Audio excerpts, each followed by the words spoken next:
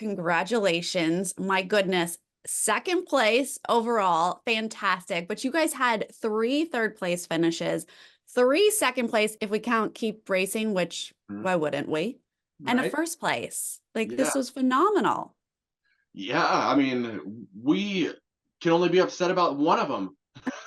I imagine it's tough being close. And was it really that close?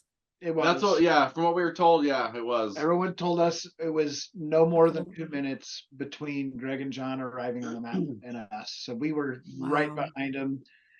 And that's been a tough thing, knowing that you were within 2 minutes of winning, but not winning is a very hard thing to cope with. However, you can also look at it this way. This is what I'm trying to do. You can say Greg and John, I think everyone would agree, are probably in the top 5, if not top 3 best teams to ever race this race. They were so dominant in every way consistently.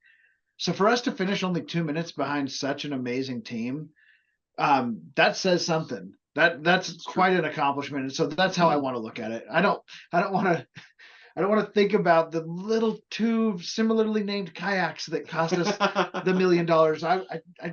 We did great. No, you did. You absolutely did.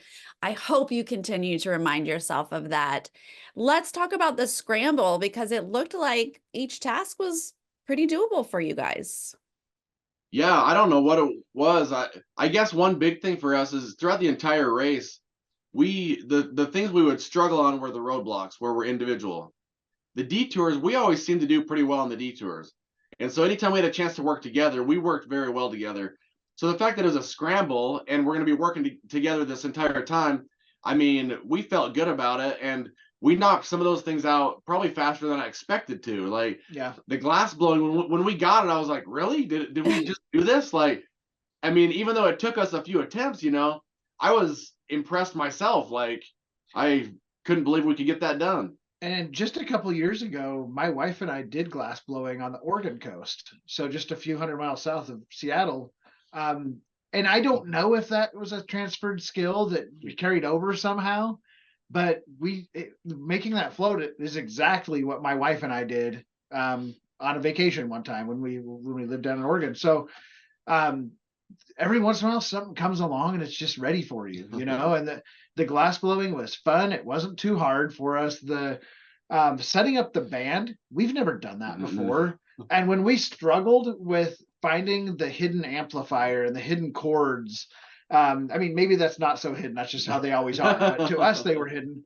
Well, once that aired, I was expecting for the other 2 teams to come in and just find them right away and just plug them all in. I was a little bit satisfied to note that the other team struggled with the exact same thing we did in that challenge.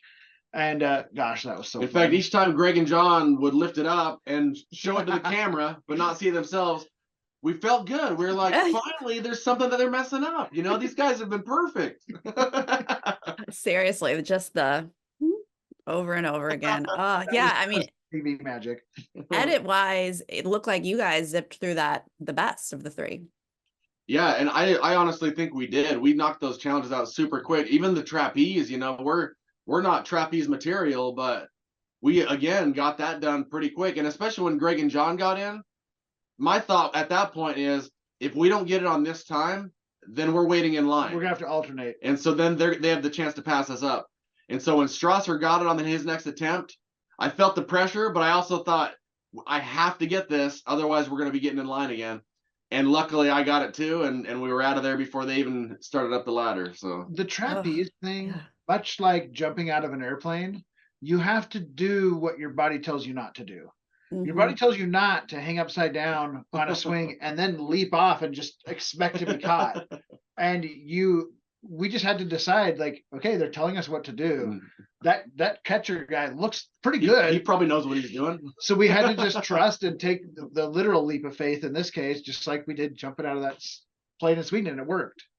Oh, yes. Well, that takes us to the memory challenge. I mean, it doesn't seem like you have navigation issues, right? Like you're at the kayaks. Yeah, that along with the detour, our navigation seemed to be on point with most of the challenges. We practiced it. We knew how to read maps. We did a ton of navigation practice before the race. When we were in the casting process, we set aside lots of time to go out and work on our navigation and tweak it and figure out who works best in what slot. So yeah, we get to the memory challenge, and this notebook that I left behind in Slovenia that we went back to pick up. Yeah, You did. It did come in handy. You might not know it by looking at by watching the show.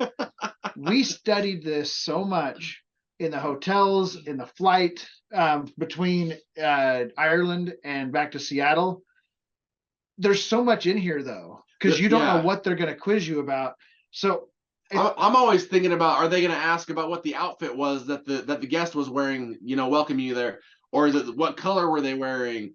What was in the background at the pit stop, and so you just don't know what they're going to ask. Here I am, page 1 of my notebook. Leg 1, first clue. Who wants to be on top of it all? It's right there. Yes. But who wants to be on top of it all and who wants a bird's eye view obviously got mixed in my mind. And yeah, I mean, those are the two you would think you could possibly mix up. And so making that mistake is understandable. It's just that once you get those no's, right, like you don't know what to fix, you don't know what to look at. So how many times did you switch it up? How many checks did you get? Talk to me about the problem is we just started overthinking it, and which is my tendency to do anyway, is overthink it. And so we weren't looking at the big picture. We weren't flipping anything. We went through, so the paddles had pictures of the pit stop and then the name of the country on them. So we went through those to try to verify that we had those in the right place. And then besides that, we started thinking, I mean, you saw us move the one kayaks up to the next row because we thought, oh, maybe it just has to start at the top.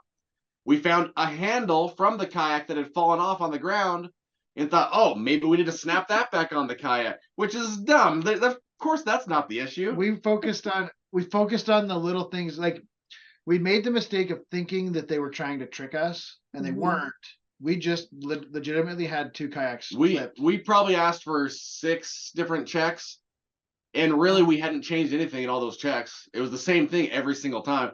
Right. And then once we finally did that, that's when we said, okay, we got to start at the very beginning and go through them. And that's when the bird's eye view caught my eye, and I thought, a bird flies, a plane flies. Why wouldn't the plane be the bird's eye view one? And that's when I was like, it's got to be those. We switched them, and there it was. There was. If only it would have been 5 minutes earlier, Yes, right. Well, like you said, you did a lot of preparation. You planned for this, but was there something that surprised you? Like, what didn't meet your expectations about running this race? Oh gosh. Oh man. Oh, I got one. So you know how everyone, not everyone, but tons of people start out the race by saying, we're not here to make friends. We're here to make $1 million. Yeah. We didn't expect to make friends. We didn't expect to make enemies either, but we weren't thinking a lot about relationships with other teams going into this.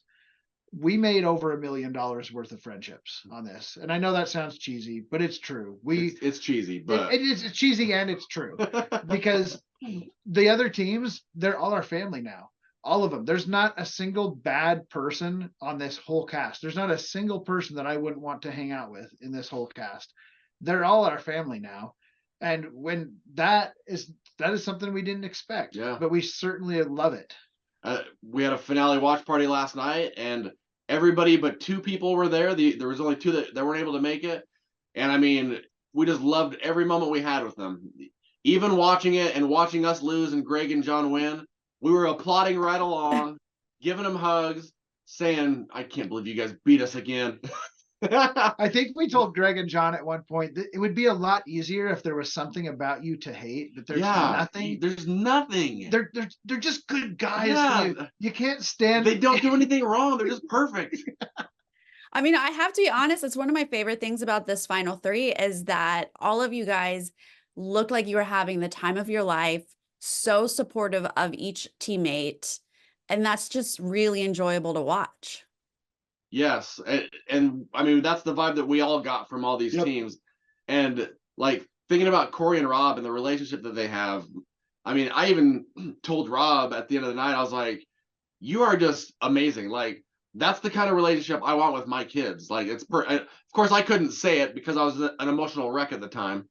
But he said, I understand what you're saying. He said, I'm a dad too, and I understand what you're saying. I said, if I could just be a Rob dad, and I just want to be a Rob dad. It's my whole goal in life. Well, your friendship, your relationship is fascinating, very fun to get to know. What was it like overall to have this experience together? It was epic. I mean, Are there words? I don't even it's know. hard. It's hard to, the problem is I keep describing everything with amazing, which it's the Amazing Race. So of course it's amazing, but one thing with him that I guess understood as we ran the race is he can't make me upset. Like, we're running and I'm having a hard time keeping up. My knees are hurting me and I'm breathing hard. And he's like, keep going. We're almost there. Come on, somebody, keep going. And, there's a lot of people that would say that to me in that situation. And I'd be like, no, I'm not going to keep going. I'm done because you're annoying me. But with him, it was like, okay, I got to keep going. He's telling me to keep going. So I'm going to keep going. And I mean, it felt good really to have him saying, come on, we can do this. And just the closeness of our friendship is what that is. I'm going to tell you this. My wife and I are huge fans of the show. We watch every episode of every season. We have for as long as I can remember. We look so forward to new seasons coming out, and we never miss one. But we've known from day one that if my wife and I, if we went on The Amazing Race, we would be divorced inside of one leg. Yeah. There's no chance. It would not look anything like Smythe and I doing this. And all I can chalk it up to is when it comes to the stressful stuff, when it comes to that type of thing, this bond works for that. I love my wife so much, and I'm not trying to say anything except that when it comes to stress and travel and stuff like that, it wouldn't work the same. We figured it out. I think I said this even on the finish line. I have lots of friends and I have lots of family, but this is who I needed to run this race with, and it wouldn't have worked with anybody else. Well, it was so fun to watch you guys run this race. It was fun to watch your podcast as well. I really appreciate your time today. Thank you so much. Thanks, it was Sarah. Nice to talk to you.